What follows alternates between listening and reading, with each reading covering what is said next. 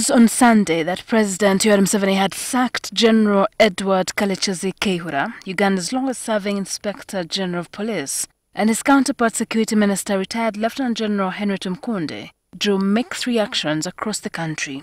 So why did the president break General Kayihura, a man who has been deeply loyal to him for decades?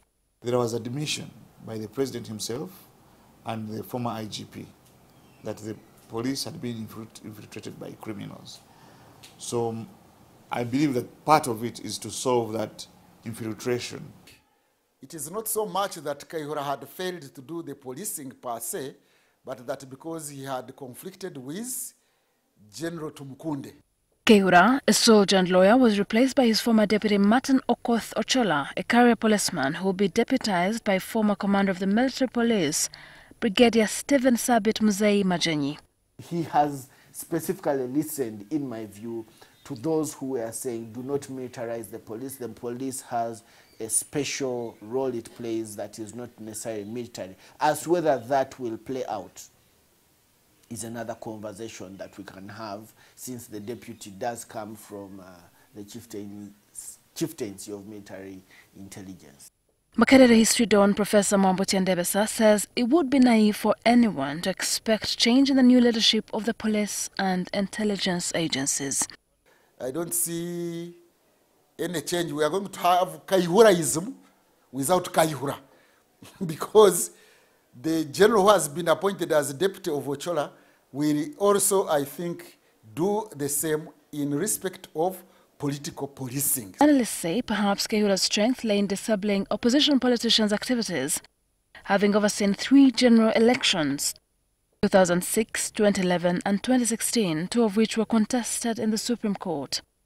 They argue that Kayihura had morphed into an inspector general of politics rather than police.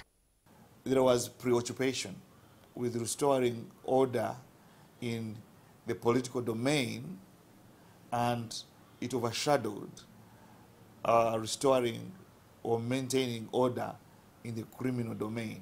Generally, he seemed to swerve more into the political angle, in my observation, than on putting in place strategies for investigation of crime. He even started delegating power to criminal forces like Chifesi and Boda Boda 2010.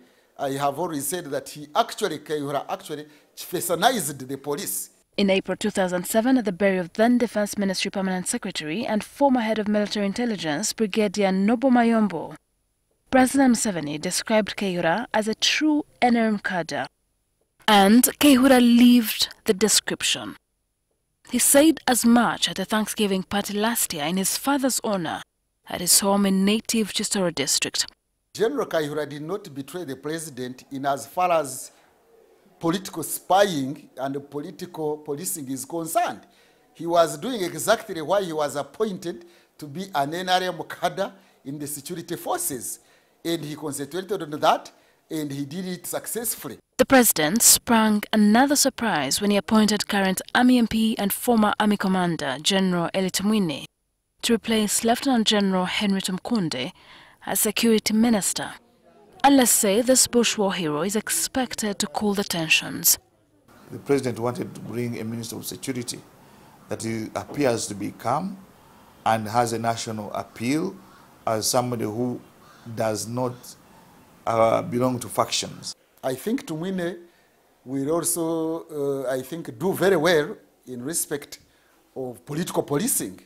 He's going to do as much as Kayihura and Tumukunde. This is what the analysts want the new leadership to start with. Their first priority is to buy back public confidence in the government, all right, and to remove the fear that had crept into our hearts. I don't know about you, but personally, I'd begun fearing when I park at my gate and start hooting. Sharon Hochre, NTV.